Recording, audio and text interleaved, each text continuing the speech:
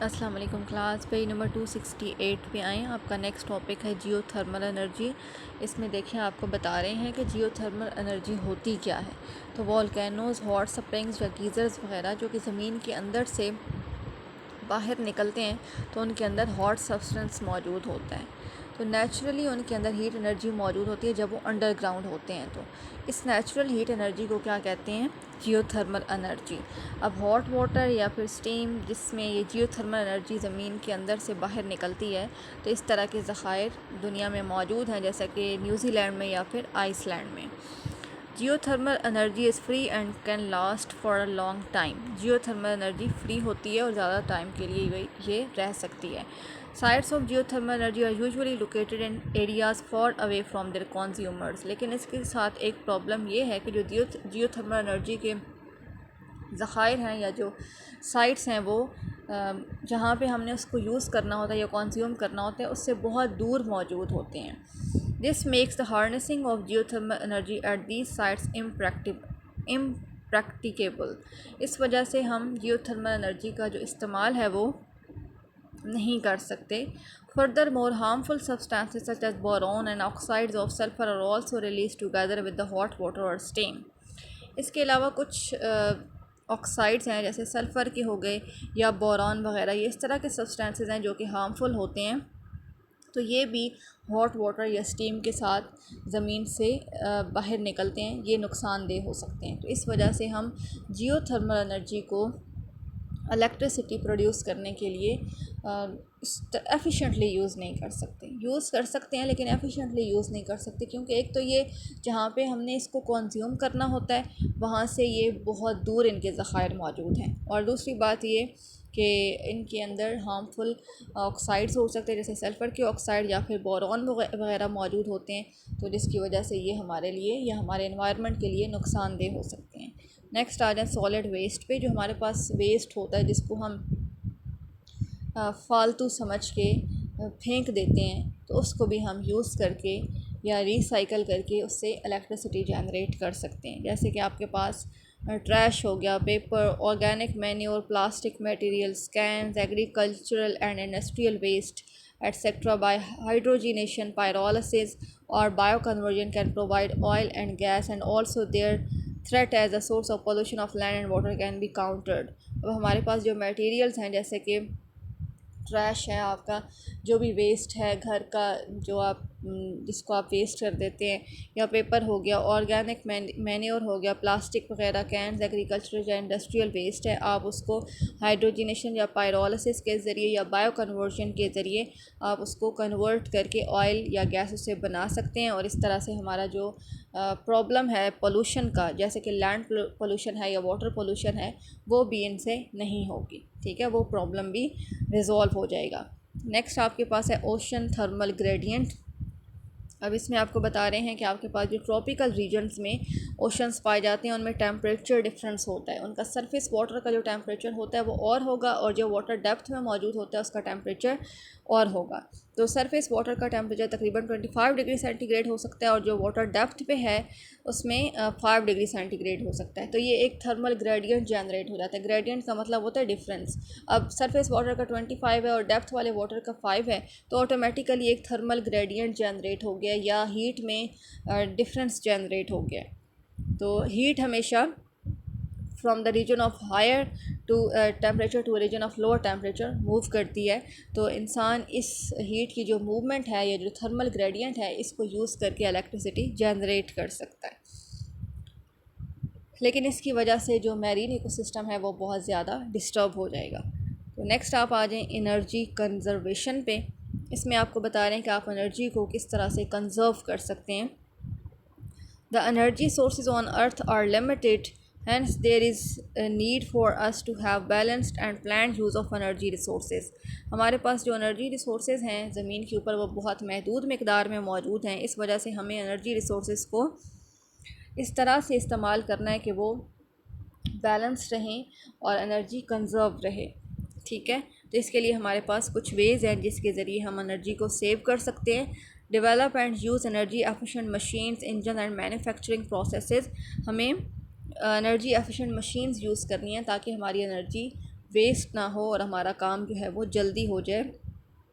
Engines हमें अच्छे बनाने हैं या डेवलप करने हैं। एंड मैन्युफैक्चरिंग प्रोसेस, हमने जो भी चीज़ किसी मशीन से बनानी है जिसमें हमें एनर्जी यूज़ करनी है, तो वो हमारा मैन्युफैक्चरिंग प्रोसेस जो है वो एफिशिएंट होना चाहिए, ताकि एनर्जी की कंजम्पशन या वेस्टेज कम से कम।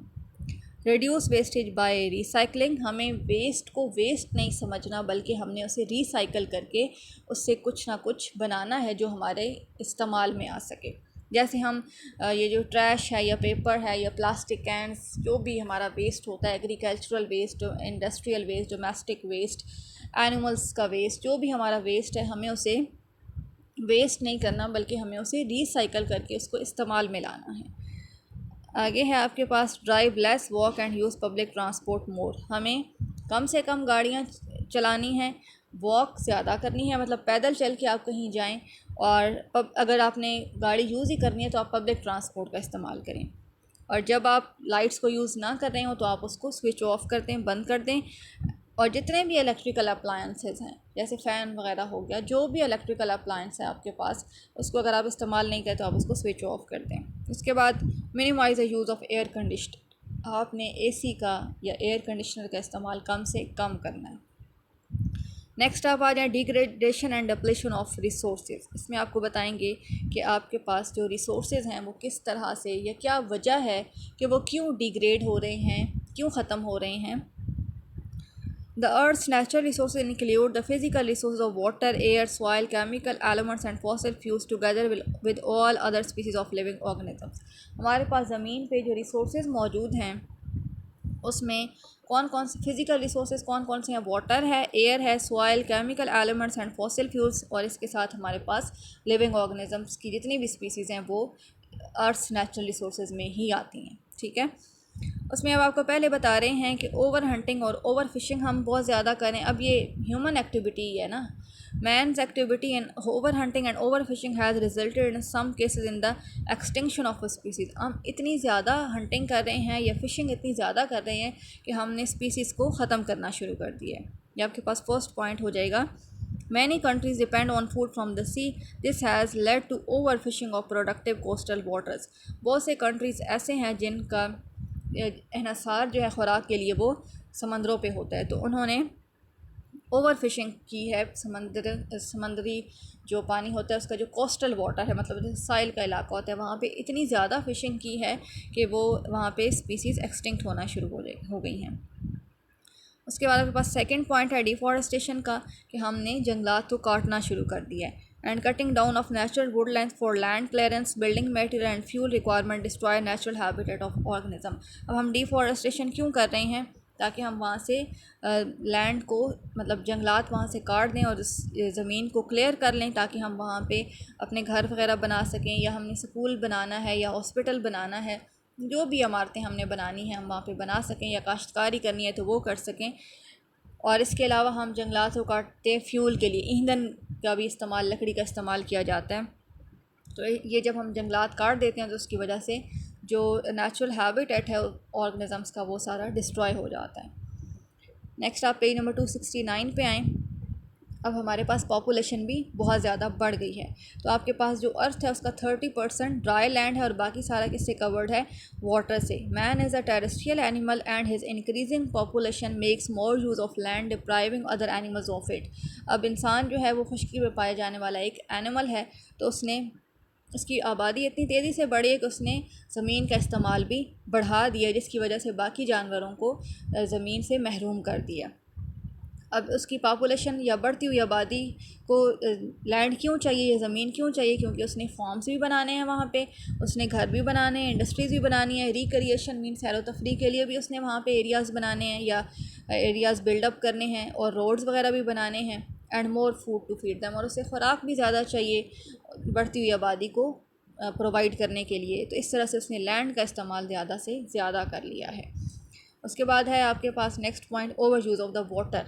अब हमने पानी का इस्तेमाल भी एक तो होता है ना यूज़, हमने ओवर यूज़ शुरू कर दिया, जिसकी वजह से हमारे पास जो नेचुरल रिसाइकलिंग प्रोसेस है वो डिस्टर्ब हो गया है। अब water is use so rapidly from the reserve that it is not replaced fast enough by rainfall. अगर कोई रिज़र्व है वाटर का, जहाँ पे पानी के ज़खायर मौजूद हैं या पानी मौजूद है, तो हमने उसका इतने तेज़ी से इस्तेमाल कर दिया कि इतनी तेज़ी से बारिश नहीं हो रही कि वो रिज़र्व जो है वो दोबारा से फ़िल हो जाए या वहाँ पे पानी दोबारा से आ जाए। हमने उसको इस्तेमाल ज़्यादा तेज़ी से करना शुरू कर दिया या ओवर यूज़ हमने शुरू कर दिया, लेकिन बारिश उस हिसाब से नहीं हो रही।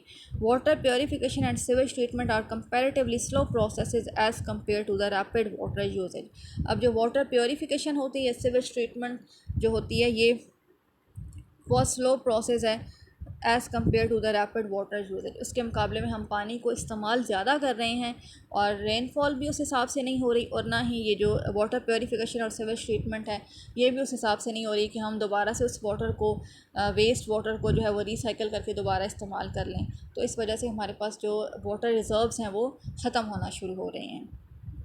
उसके बाद आ जाएँ unwise use of fossil fuels, कि हमारे पास जो फॉसिल फ्यूल है हमने उसका बेदरेग इस्तेमाल करना शुरू कर दिया है, जिसकी वजह से हमारे पास फॉसिल फ्यूल्स के ज़खायर भी ख़त्म हो रहे हैं। कोल, ऑयल, पीट या नेचुरल गैस, ये हमारे पास नॉन रिन्यूएबल रिसोर्सेज हैं कि अगर एक दफ़ा यूज़ हो गए तो ये इन्वायरमेंट से डिप्लीट हो जाएंगे, क्योंकि ये रिसाइकल नहीं हो सकते, ये फॉसिल फ्यूल्स में आते हैं। ठीक है, ये हमें एनर्जी प्रोवाइड करते हैं और ये जो एनर्जी है ये आउटर स्पेस में चली जाती है। ठीक है, और कार्बन डाइऑक्साइड और इसके साथ वाटर वेपर्स भी ये एयर में चले जाते हैं। Fossil fuels, apart from being source of energy, are also important source of raw material for producing chemical compounds for making medicines, fertilizers, plastics, man-made fibers, dyes, pesticides, detergents, explosives, perfumes and synthetic flavor। अब जो fossil fuel है, एक तो हम उसको energy के तौर पे इस्तेमाल करते हैं, उसका एक नुकसान हमें ये होता है कि एक तो उससे कार्बन डाइऑक्साइड प्रोड्यूस हो रही है और हीट इतनी ज़्यादा प्रोड्यूस होती है कि वो हमारी इन्वायरमेंट में एक तो ग्लोबल वार्मिंग का बायस बन रही है, और दूसरी बात ये कि एयर पोल्यूशन और कार्बन डाइऑक्साइड का लेवल बढ़ने की वजह से ये हमें हमारी मेन चीज़ ये है कि हमारी एयर पोल्यूशन जो है वो इंक्रीज़ हो रही है, और ये ग्लोबल वार्मिंग भी हो रही है। और दूसरी बात ये कि इससे हमारे पास ये फॉसिल फ्यूल जितने ज़्यादा इस्तेमाल होंगे इनके ज़खायर भी कम होना शुरू हो जाएंगे।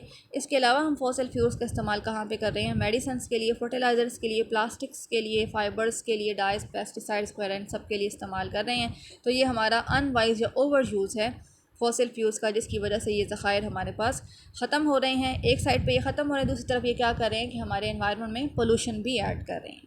ठीक हो गया।